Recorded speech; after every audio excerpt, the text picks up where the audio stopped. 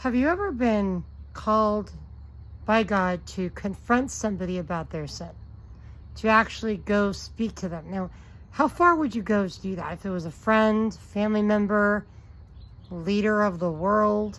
Here we have Nathan, brave, bold Nathan, the prophet, the Hebrew prophet, called by God to go tell David that he royally screwed up. Not only by what he did with Bathsheba, but also murdering Bathsheba's wife, Uriah.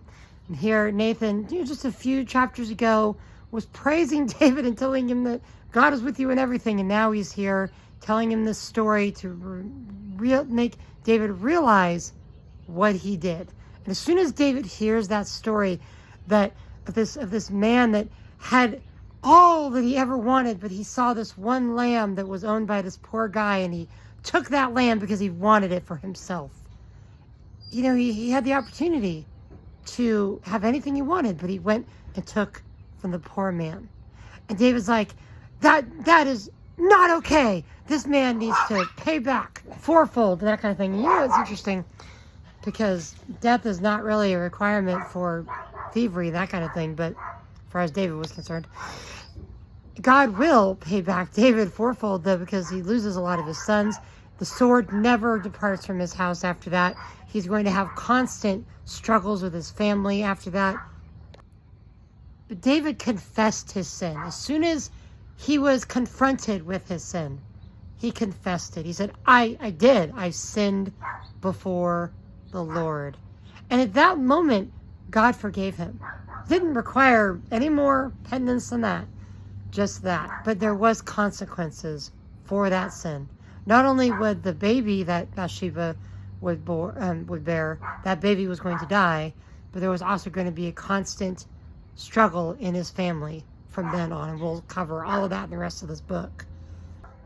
But there's something to be said about us. It's so easy on the internet to confront somebody about their sin, or to just tell them they're wrong or this or that. So much harder in person, face to face, to say to somebody, hey, you need to deal with this. I think a lot of what came from Nathan was that strong commitment he already had to David. That relationship was already built. I think that is what we need to have with people.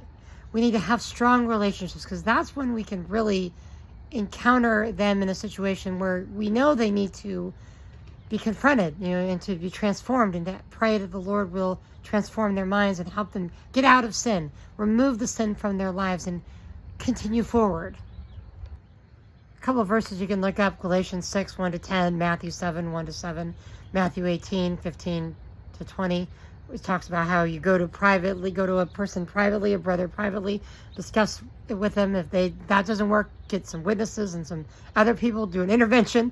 And then, of course, publicly is not really ideal, but that's also an option. Mourning over the sin of the people in your midst. That's interesting that Paul mentions in 1 Corinthians 5. Reading the end of this chapter, it's interesting how Joab was the kind of friend David wanted. He didn't say anything about David's sins at all. He just went for it. Whatever David said, even though he basically was part of the whole process of killing Uriah. Not the kind of friend you really want. You want the kind of friend that Nathan is. You need to be the kind of friend Nathan is to people that you love, that you want to see out of sin, out of that walk that is toward wickedness. So continue pressing forward into these studies. Continue getting into the Word as it gets into you. God bless. Thank you for listening.